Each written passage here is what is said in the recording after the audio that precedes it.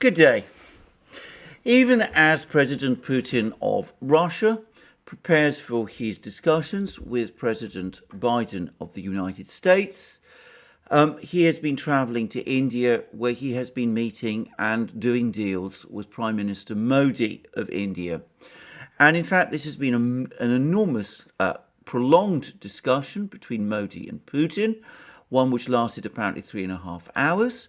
It resulted in a 99-paragraph joint statement and extraordinary words of friendship from each country, from each leader towards the other, with lots of references to the long history of close and friendly relations between India and Russia, and indeed India and the Soviet Union, going all the way back to India's independence in 1948, which the Soviet Union strongly supported. There was, incidentally, a rather interesting reference to the Indo-Soviet Friendship Treaty of 1971, with the two leaders pointedly saying that that treaty, which underpinned by military cooperation between the two countries, that treaty is still extant and in force.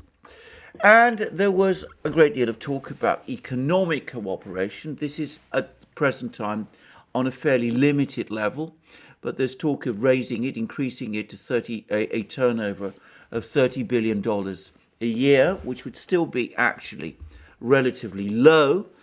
But there seems to be an attempt looking forward to improve economic links also, with the Indians turning to Russia increasingly as an energy partner.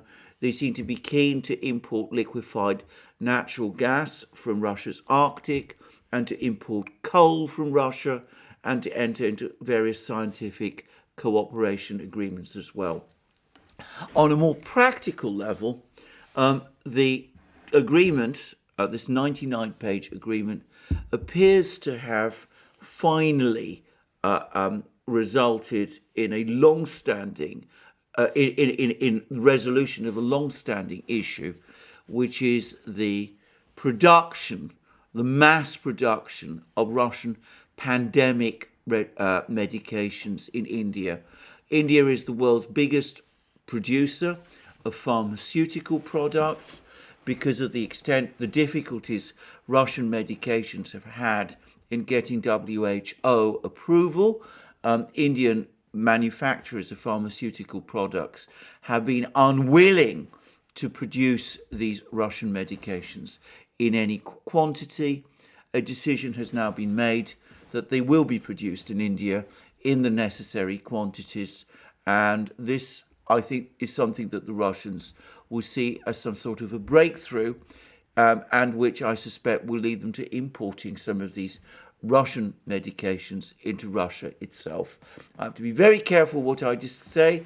I have to avoid use of the name of the medication in question, but I'm sure you, my viewers, all know what I'm referring to. Besides that, and far more importantly and far more practically, there is an enormous amount of military technological cooperation. Now, the Soviet Union essentially created India's arms industry and became its major arms supplier in the 1960s. It built a large complex to build MiG-21 fighter jets in India, so that India started manufacturing its own fighter jets, and that factory still is the major factory that produces military aircraft for India to this day. And the Soviets provided India with tanks, aircraft, surface-to-air missiles. They provided the full range of India's military and military supplies through the late 1960s into the early to mid-1970s. After the mid-1970s, India started to diversify its arms buying and came to depend less on the Soviet Union. But first the Soviet Union and now Russia have retained a strong, some would even say preeminent position in the Indian arms market. And this particular deal, this particular agreement, this long joint statement that was agreed between India and Russia shows that that cooperation is not only going to continue, it's going to deepen, with India increasingly looking to Russia to provide advanced military technology to India. Now, I should say here that one of the attractions for India of turning to Russia for such technology is that the Russians, in contrast, say, to the United States, are prepared to share technologies with India instead of seeking to restrict those technologies, to restrict high technology cooperation in the industrial sector with India. And the major item that India is now buying and is in the process of acquiring is the very powerful, very potent, very advanced S-400 surface-to-air missile system, which Russia has, of course, already sold to China and Turkey, and which the United States has been extremely concerned about, and whose export and sales around the world the United States has been trying to limit or prevent. And in fact, the United States has been warning India that if it did buy the S-400 system from Russia, then it risked being sanctioned by the United States.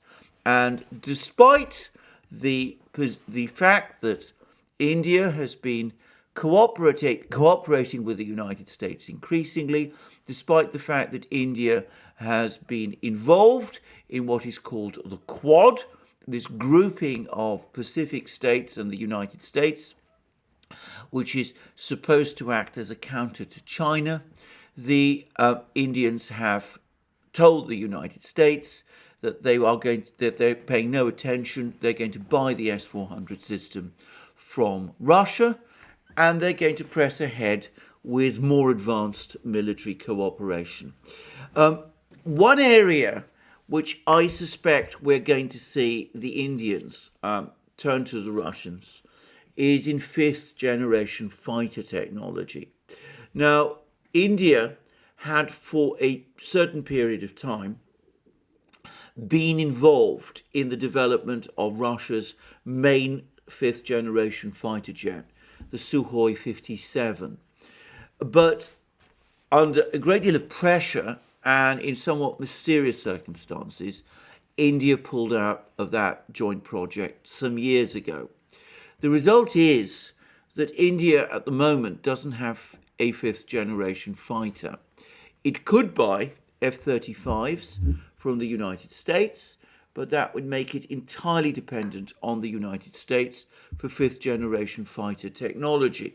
As I said, the US is not prepared to share this technology with its partners.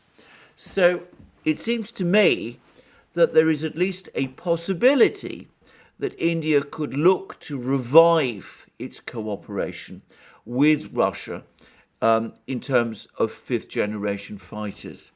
If so, India is unlikely, in my opinion, to become a buyer of the new Sukhoi Checkmate light fighter, which was unveiled at the MAX, the Russian Moscow Air Show, in the summer, and by the way, also displayed at a recent air show in Dubai. What they're more likely to do, it seems to me, is to seek to a redesign of the Sukhoi 57, the actual Russian Sukhoi 57, the fighter jet that's entering service with the Russian Air Force, that they would want that to be redesigned and perhaps converted into a two-seat fifth-generation fighter, as seems to be the preferred fighter jet of the Indian Air Force. That was what was originally discussed when India was involved in that project before, and I think there's a fair chance that it could be revived. India might also look to Russia for help with nuclear submarine developments.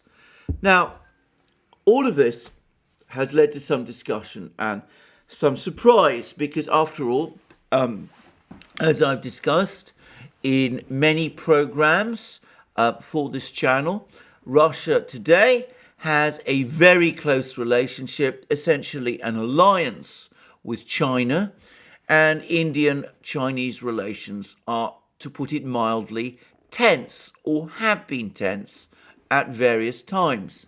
So there is some discussion and some debate in the West and in India itself about why are the Russians, in light of this, working so strongly to develop their relationship with India, given India's difficult relations with Russia's ally, China. And what do the Chinese make of all of this? Well, there is a very simple and very straightforward answer. The Chinese welcome it. And there is a very straightforward reason why that is so. As far as the Chinese are concerned, Russia is an ally and a friend. If Russia improves its relations with India, becomes India's biggest arms supplier, then that keeps India away from forming a strategic relationship with the United States, which is China's enemy and adversary, a strategic relationship which might eventually evolve into an outright alliance. Far better that the Indians should be turning to Russia than that they should be turning to the United States from a Chinese point of view.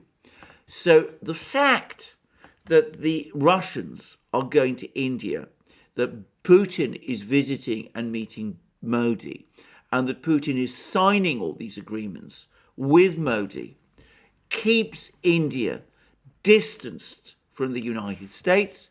And of course, if India goes ahead and buys the S-400 missile, which as a system, which of course they've now said they will do, and if the United States then sanctions India, that creates difficulties between the United States and India, and that serves China's purpose. As for these Russian weapon systems that India is importing, the Chinese will trust that the Russians will supply enough weapon systems to India to make India indeed a major power, but not one that could launch an aggressive war against China, which is what China would be worried about. The Chinese do not have ambitions to gain control of Indian territory. They do not want, however, to be attacked by India. And these Russian weapons are not going to be of such a quantity that that would realistically be possible. I would add that in the long term, the Chinese, and I suspect some people in India too, will want to find some kind of modus vivendi with each other. They will want to try and find some kind of settlement to the tensions on the border. Ideas about how to solve the problems of the common border have existed for a long time, going all the way back to a proposal made by the Chinese Prime Minister Zhou Enlai way back in the early 1960s. At some point, probably a deal of some kind will be done. And in that case, if the Russians, who are friends with China, are also friends with India, then they could potentially act as a facilitator of those discussions. The Indian, Chinese, and Russian foreign ministers had a recent meeting, and it produced a joint statement in which they seemed to agree on most international topics, and it shows that the potential for an Indian-Chinese reconciliation is certainly there once the political dynamics in India itself reach that point where agreeing to reach out to China becomes possible. So from a Chinese point of view, this good relationship between India and Russia actually works to China's advantage. And in fact, we've had a long commentary from Global Times, which the Chinese newspaper, which is connected to People's Daily, which is of course the official newspaper of the Chinese Communist Party, in which they discuss this trip by Putin to India and all these deals that Putin did there, and they discuss all of this, and they discuss it in exactly the kind of terms that I've said. And it's worth looking at what this article says. And I'm going to read it, at least in part. India is expected to move forward with the delivery of a Russian S-400 missile defense system, despite possible sanctions, as Russian President Vladimir Putin and Indian Prime Minister Narendra Modi meet on Monday in New Delhi. According to Chinese observers, this reflects India's growing uncertainty and confusion over its pro-US policy, while highlighting the unbridgeable gap between India and the United States, as the latter wishfully attempts to force India to completely cut off its tradition of non-alignment on national security and turn it into a vassal of its China policy in the Indo-Pacific region. Some Indian media outlets reporting the meeting hyped the fact that the Russian weapon systems could help India counter China in border areas, with the aim of driving a wedge between China and Russia. But Chinese observers called it a low ploy and said that in military terms, the Russian weapon systems will not give India an advantage with China, and the high confidence in China-Russia relations cannot be stirred up by just a few reports. Putin arrived in New Delhi on Monday afternoon for the first in-person meeting with Modi since November 2019, and is scheduled to hand over the model of an S-400 air defense system to Modi, Indian media reported. The S-400 deal between Russia and India was reached in 2018, and Russia recently started delivering the S-400 to India, according to media reports.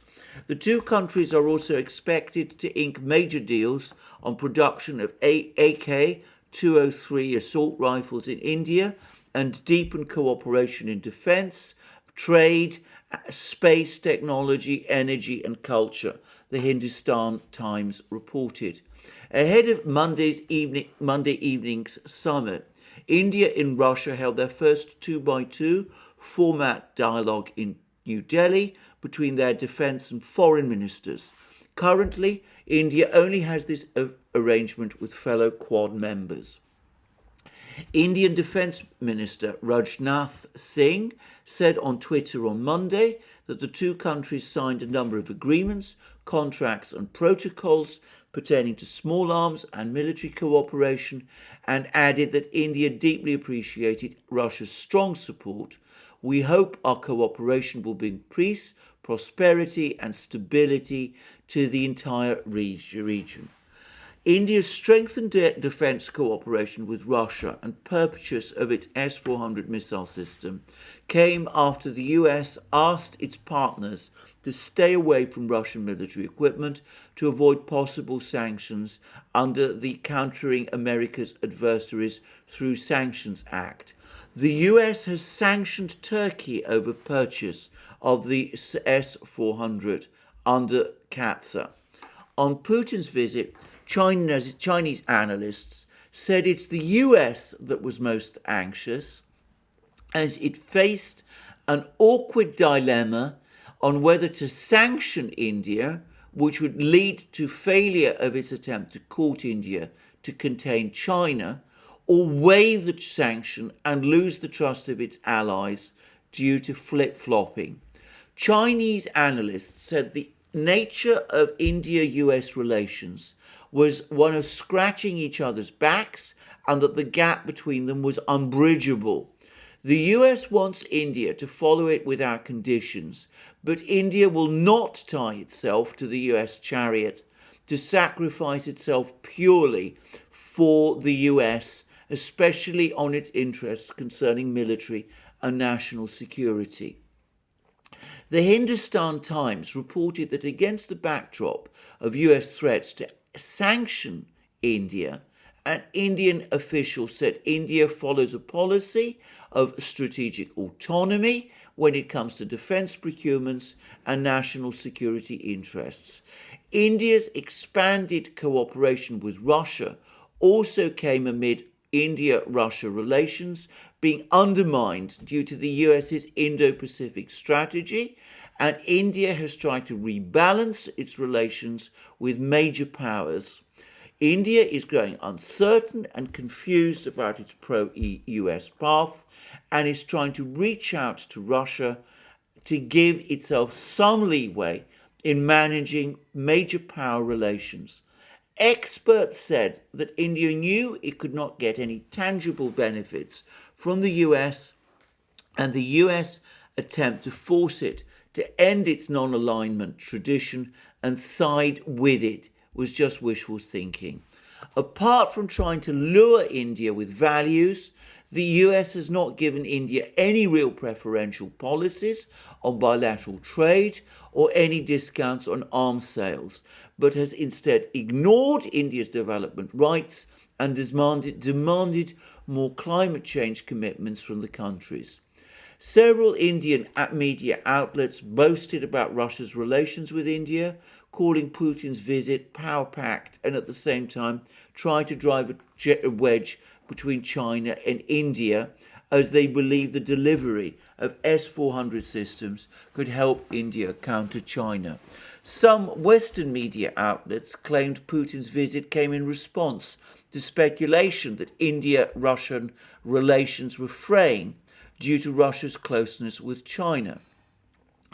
Sung Zhongping, a Chinese military expert and TV commentator, told the Global Times on Monday that China has been in possession of the S-400 missile systems for a long time and was familiar with its capabilities and is capable of neutralizing India's threat posed by its purchased S-400.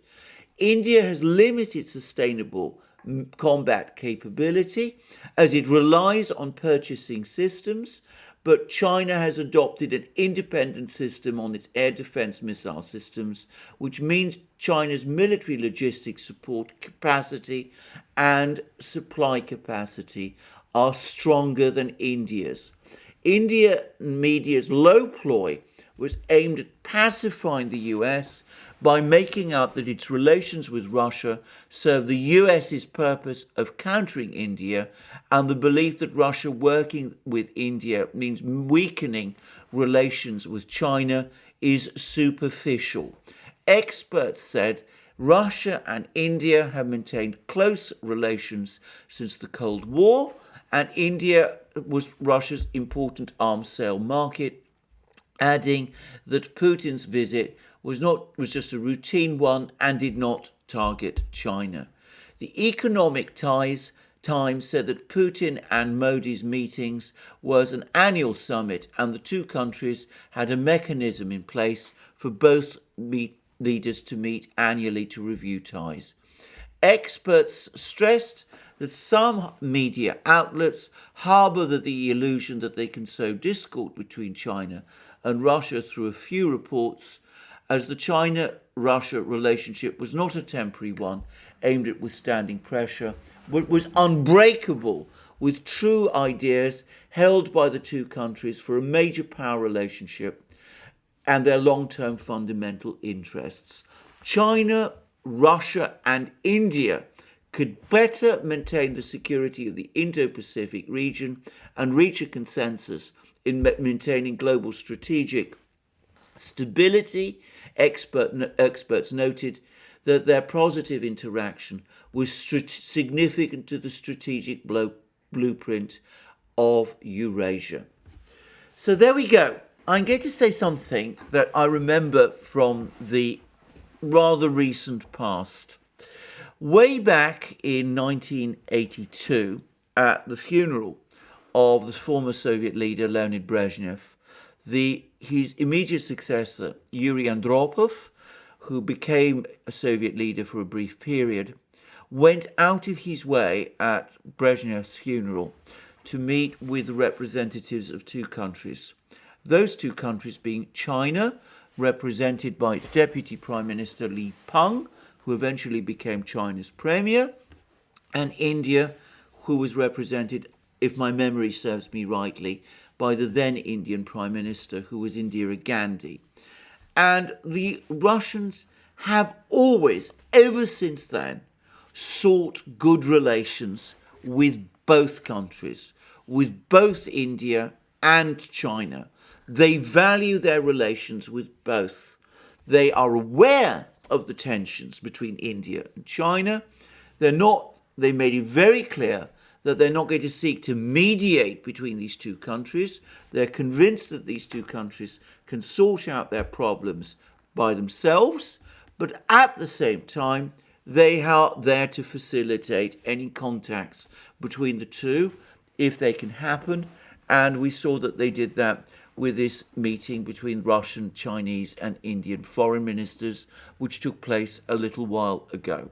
So the Russians have always sought good relations with India, and they've never seen that as causing any problems in their relations with China. And moreover, in terms of Indian policy, they've always sought this good relationship with Russia because it enables India to maintain freedom of maneuver space. It doesn't make India over-dependent on the United States, and it gives India a certain amount, a bridge, a potential bridge to China. Now, I think at this point it's worth making a further point. Putin has just visited India at a time when Russia's relations with the West are exceptionally bad and potentially extremely tense.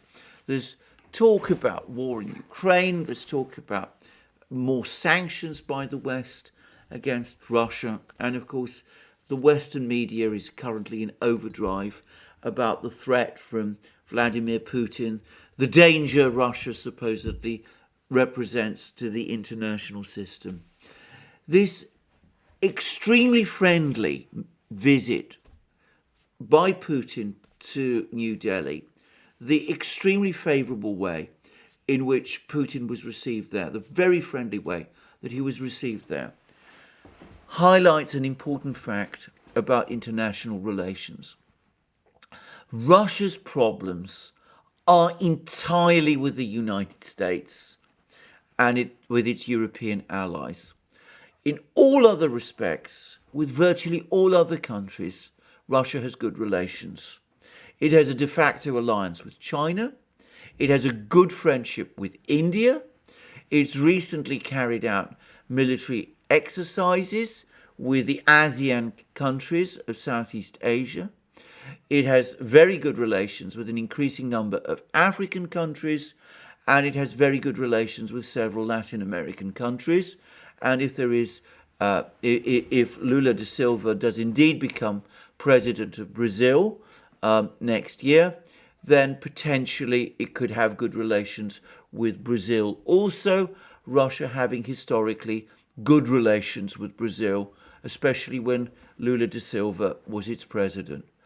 So it is the West that has this issue with Russia and this obsession with Russia.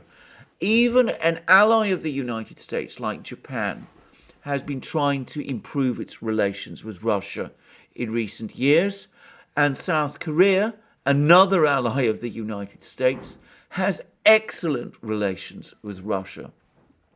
Singapore, a major financial and business hub in the Pacific, has refused to impose sanctions on Russia or duplicate the kind of financial sanctions that the Western powers imposed on Russia. When people in the West talk about Russia being isolated, they are profoundly and entirely wrong. They show instead their continuing conviction that it is the West that is somehow still at the centre of the international system, a view of the international system and of the world economic system which is becoming increasingly out of date. Contrast this friendly meeting between Modi and Putin and the depth of cooperation between these two countries and the slightly distant relationship between India and the United States at the present time, and the very difficult relationship which exists at the moment between India and some European countries, including to a certain extent Britain. It is Russia, on the contrary, that has more friends, and perhaps one should say more real friends, at the moment than any West European country and the United States actually do. Anyway, that's all I'm going to say about this visit. No doubt we'll be seeing more on Indian-Russian developments fairly soon. Thank you for joining me again today. I look forward to you joining me again soon in other programs, both on this channel and on our main channel, the Duran, where I do programs with my colleague and friend, Alex Christoforou. Please also remember to look us up on Locals, our Locals channel, where I'm increasingly doing, where we provide increasing amount of exclusive content, where we have a thriving community, and where I do regular live streams every Wednesday. You can also find us on other platforms, BitChute, Library, SuperU, ODYSEE, and of course Rumble, which is now teamed up with Locals. I understand, by the way, that they're planning a joint float, so that tells you that this is becoming a major new internet provider, or rather social media provider that is now in emergence. And of course you can support us via Patreon and Subscribestar, and by going to our shop, by buying the amazing things that you will find there, our famous magic mugs, our hats, our hoodies, our sweatshirts, our t-shirts, and all the rest. That's enough from me today. Thank you for joining me again on this channel. More soon after the Putin-Biden virtual summit. We'll see whether that amounts to anything very much, or whether it's more hot words and empty words. And have a wonderful day. Until then, remember to tick the like button for this video, and to press and to also to check your subscription to this channel. Thank you for joining me again today. More from me soon.